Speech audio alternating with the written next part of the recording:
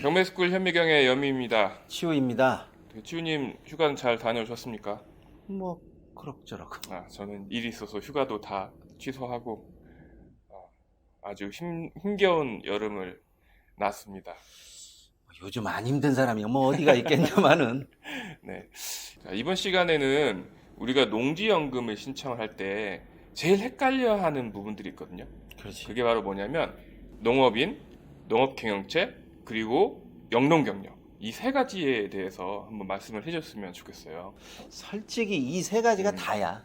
음, 내가 보더라도 농지연금에서 가장 이론적인 부분이고 생각해야 되는 부분이 이 세 가지가 단데 여기에 이제 여기저기서 주워들은 그 잘못된 그렇죠. 정보, 그렇죠. 또 여기에 또 자기만의 생각 뭐 이런 것들이 가미되다 보니까 굉장히 뒤죽박죽돼. 맞아요. 그래서 나한테 물어보는 말들도 내가 확인해 보면 진짜 농업이라는 것과 관련된 모든 용어가 다 포함돼서 오기 때문에 그렇죠. 어떤 식으로든 내가 손댈 수 없는 상황까지 오게 되는 경우도 맞아요. 있더라고. 네. 농업 경력을 생각하면 농업 경력에 관한 것만 하면 되는데 자꾸 농업인 이런 걸 자꾸 껴맞추는 거예요. 또 농업인의 혜택 이런 것들을 껴맞추다 보니까 자꾸 농지연금하고 별개의 것들을 얘기하는 상황이 되게 되더라고요. 그렇지, 이게 농지연금이면 농지연금의 요건에 부합되는 것만 보면 되는데 그렇죠. 어디에서 뭐 제촌자경이라든지 그렇죠. 뭐 세금 감면이라든지 뭐 이런 이야기까지 나오다 보니까 이게 되지가 않는 거지 이제. 배가 점점 산으로 가. 농지연금하고 전혀 상관없는 이야기까지 나오다 보니까 그렇죠. 우리가 꼭 필요한 것만 했으면 좋겠다는 생각을 저도 그렇고 모든 사람이 좀 그런 부분은 맞췄으면 좋겠습니다. 그러면 오늘은 화면 그 자료를 보면서 치우님께서 좀 설명을 해주셨으면 좋겠습니다. 화면 한번 보실까요? 먼저 보시면 이제 제일 헷갈려하는 부분이 이제 농업인, 농주원부 그리고 농업경영체 이렇게 되어 있는데 농주원부는 지금 없어진 상황이고요. 농지원부가 사실상 농지대장인데 지금 약간 과도기적인 측면이라서 내가 농지대장을 한번 띄워봤거든? 네. 근데 제목도 농지원부로 나오긴 하더라고. 우리 농지대장으로 바뀌었다고 해도 아직도 제목은 농지원부로 나온단 말인 거죠. 한번 보시겠습니다. 자, 농업인이 되는 방법 중에 제일 쉬운 방법이 일단은 농지를 구입하면 돼. 여기에 농지가 많다, 적다 이것은 차후로 치고 제일 먼저 농지를 구입하면 되고 여기에 농지를 구입하는 것이 여의치 않으면 빌려도 돼. 그렇죠. 그런데 이 빌리는 것은 개인 간 임대차가 현재는 금지돼 있어. 그걸 금지되었다라고 하면 좀 그럴 수도 있는데 개인 간 임대차를 인정을 안 해준다라는 거지. 그러다 보니까 임차를 하게 된다라고 하면 농지은행에서 인정하는 농지를 빌리는 것이 가장 좋아. 그렇죠. 그리고 이제 농지를 구입했으면 농지증을 신청해야 되는데 이거는 농지 주소지에 면사무소, 동사무소에 신청만 하면 돼. 특별한 이의가 없으면 농지에 대해서 농지증이 나오는 것이 그렇게 문제가 안 되는데 이게 문제가 될 때가 있어. 가끔 경매나 공매로 농지를 취득했을 때 농지증을 내주느냐 또 내주지 않느냐 하는 그런 문제가 발생돼. 그렇죠. 왜냐하면 알다시피 그 농지 위에 컨테이너가 있다라든지 아니면 사실상 기능을 못하는 비닐하우스가 있다든지 아니면 실상은 농지인데 현황은 대지처럼 쓰고 있는 집이 있다라든지 이런 경우에는 농지증이 나가지가 않으니까 원상복구 계획서를 제출하든지 아니면 이것을 농지로 내가 바꾸겠다라고 하는 어떤 의지 표명을 하고 난 다음에 농지증을 받을 수가 있지. 그렇죠.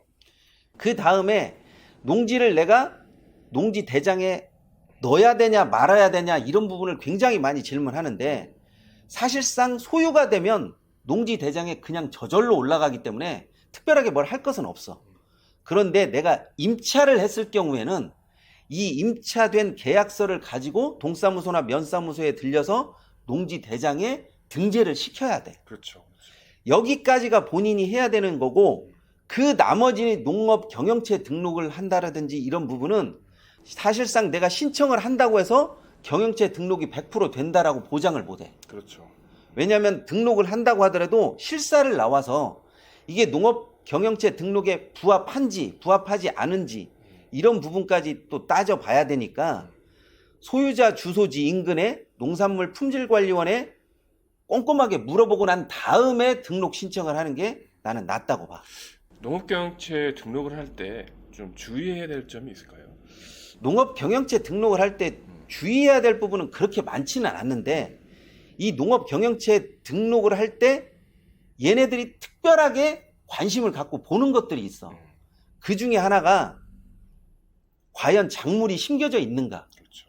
아니면 정말로 농지로 활용할 생각이 있는가?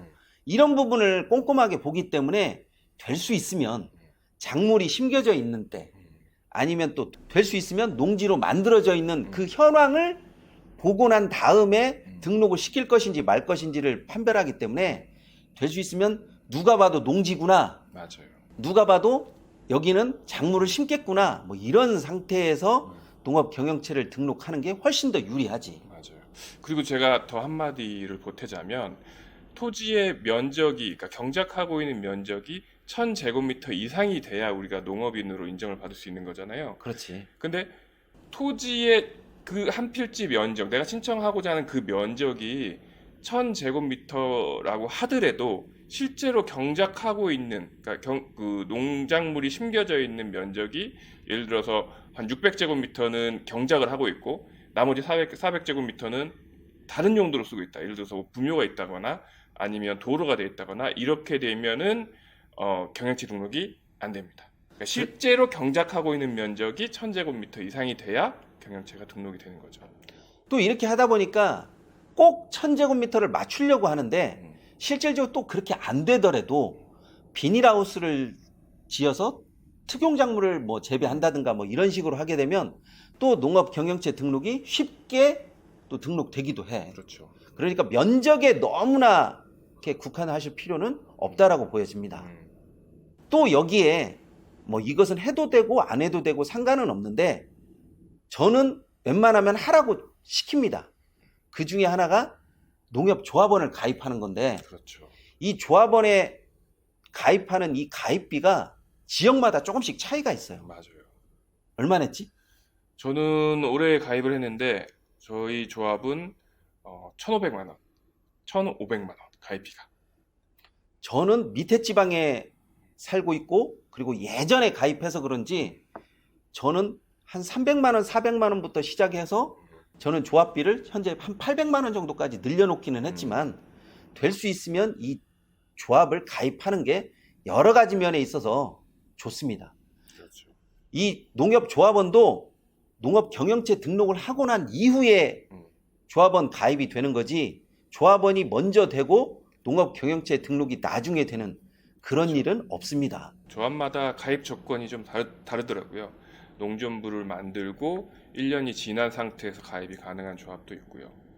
평균 예금 잔금이 뭐 500만 원 이상, 1년 평잔이 뭐 500만 원 이상 뭐 이런 조건이 있으니까 가입하고자 하는 그 조합에 문의를 하셔가지고 그 조건도 좀 맞춰야 될 필요성이 있습니다. 조합원을 가입하시려면. 근데 혜택은 좋죠. 조합원에 가입하면. 혜택은 자기가 못 찾아 먹어서 혜택이 없다라고 할 수는 있어도 있는 혜택을 찾으려고 하면 굉장히 많죠. 저희 조합은 요번에 이제 복날이었잖아요. 네. 복날이라고 그 농협에서 그 곰탕, 사골탕, 삼계탕 뭐 이런 인스턴트 그 상품 보내주기도 하고요. 10만 원 정도의 쿠폰을 또 보내줬습니다. 농협 하나로마트에서 쓸 수 있는 그 카드도 좀 보내주고 이런 혜택이 좀 있더라고요. 또 생일이 되면 저는 쌀농사를 짓는데 쌀을 주지는 않고 방금 말한 대로 상품권 같은 거로 또 많이 보내주기도 하고 그러더라고요. 그렇죠. 이 농업인이 되는 방법이 굉장히 다양하게 있어요. 단순히 그냥 작물을 재배하고 비닐하우스를 세우고 하는 그런 부분이 아니라 뭐 곤충을 길러도 되고 양봉을 해도 되고 그러니까 이 말은 면적에 너무나 국한시키지 말라는 이야기죠. 자료를 한번 볼까요? 자, 이게 농업인이 되는 그 조건입니다. 사실상 1000제곱미터 이상의 농지를 소유 또는 임대라고 했는데 아까 이야기한 것처럼 비닐하우스도 여기에 들어가게 되면 면적이 확 줄어들죠. 그렇죠. 4번에 보시면 330제곱미터, 그러니까 100평 정도의 비닐하우스나 온실을 설치해서 경작을 하면 농업인이 될 수 있는 거고요. 또 저한테 비닐하우스를 얼마나 크게 세워야 되냐고 많이 물어보시는데 뭐 이것은 지역마다 규정이 조금 다르겠지만 비닐하우스를 어떻게 세워라 하는 규정이 없습니다. 그러니까 요령껏 하시기 바랍니다. 그리고 뭐 1년에 90일 이상 농사를 지으라고 하는데 90일이라고 딱 정해진 날짜를 어떻게 카운팅한다는 거야? 그 우리 밭 입구에 가보면 이 출퇴근 기록기 있잖아요. 그걸로 이렇게 해서 90일을 측정을 하는 거죠. 그렇게 한다기보다는 저것은 그냥 다분히 훈시적인 규정이다 보니까 보통 작물을 심어서 적어도 석 달 정도는 길러라 뭐 이런 식으로 보면 맞는 것 같아요. 그리고 농산물 연간 판매액이 120만 원 이상, 이것도 만약에 폭락해서 100만 원 이상 못 벌면 농업인이 안 되나? 그렇게 말할 수는 없는 부분이죠. 이것도 훈시적인 규정이고, 가축이나 동물 사육 또 이런 것을 일정 규모 이상 사육할 때 또 농업인이 될 수 있습니다. 요즘에는 군뱅이도 그렇죠. 농업인이 되더라고. 네. 별의별 걸 다 키우죠. 우리 그 밀웜이라고 하나요? 그 뭐 이렇게 구더기가 아니고 애벌레 같은 그런 거 있잖아요. 그런 것도 키워서 또 농업인처럼 이렇게 하기도 하고 하더라고요. 뭐 귀뚜라미 키우기도 하고요. 각종 곤충들도 이렇게 키워서 농업인이 되기도 합니다. 제일 많이 농업인에 대해서 물어보는 것 중에 하나가 연소득 3,700만 원 이상이면 농업인 안 되는 거 아니에요? 이 말을 진짜 많이 물어봐. 3,700을 어서 많이 듣긴 들었어요. 그죠? 그렇지. 어서 많이 듣긴 들었는데 대체 3,700은 어떨 때 쓰는 거예요?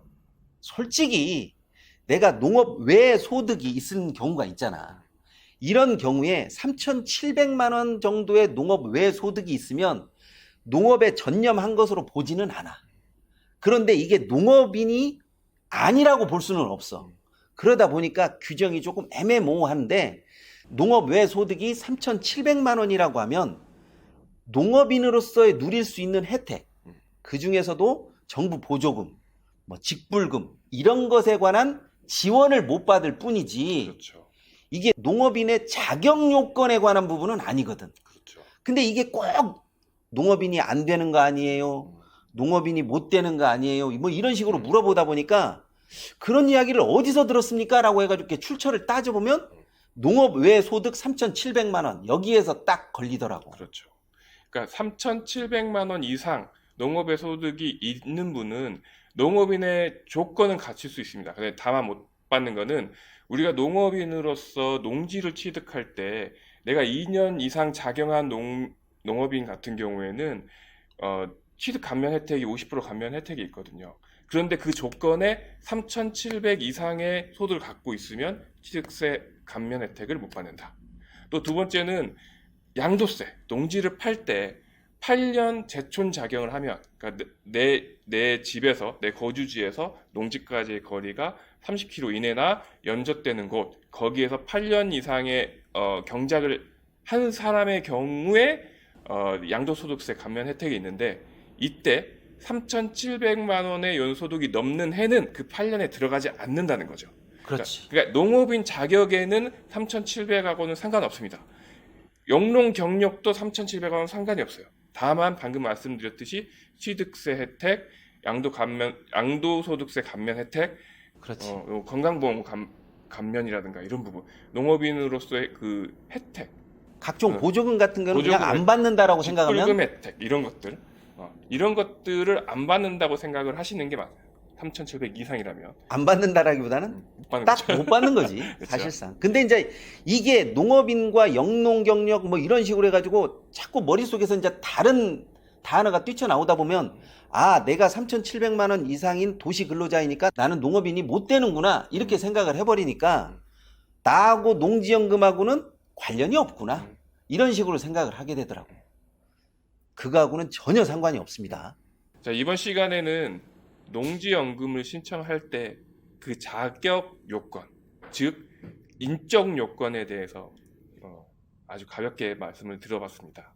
엉뚱한 거 생각하지 마시고 딱 거기에 요건에 맞는 것만 생각하셨으면 좋겠습니다. 이번 시간은 여기까지 하도록 하겠습니다. 감사합니다.